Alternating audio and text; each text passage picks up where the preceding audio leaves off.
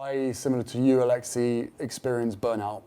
And throughout that burnout, literally getting to the very end of everything that I had, any fuel or any steam in the engine just was like, I was burning the candle at both ends and it's like, boom. That is when you are forced to look inside yourself. Because with everything else around you, seemingly you feel as though it's working against you, the only way that you can really combat it and the only way you can build resilience for the outside world and your entire environment is the inner work. Because once you start to understand how and why you react to certain people, certain situations, then you can actually gain control of those situations. It doesn't mean they're not going to happen.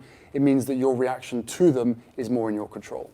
It has to start from yourself. This idea that you can somehow find mental fitness from other people. It doesn't, yes, as a team, you can certainly encourage each other, but it starts at home and it starts internal. And the effect that that has for yourself and your own reaching your own peak performance, but also the people around you.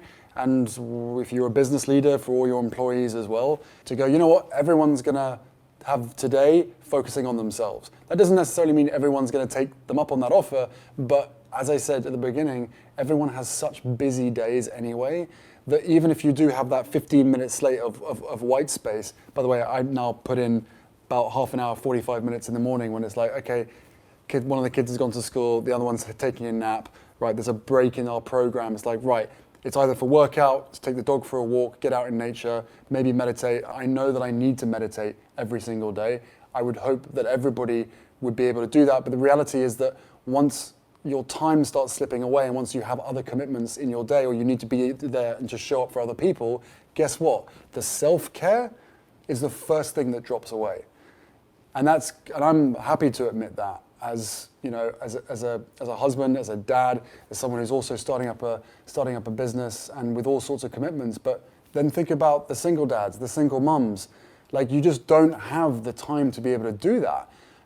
So yes, I think the point here is that when it comes to mental fitness is the pinnacle, is what you're aiming for, and the road towards that it can be really bumpy. It's called inner work for a reason. And I think that immediately might put some people off going, more work? It's like, right, but the outer work becomes so much easier once you get to grips with the inner work. And then everything starts to fall into place.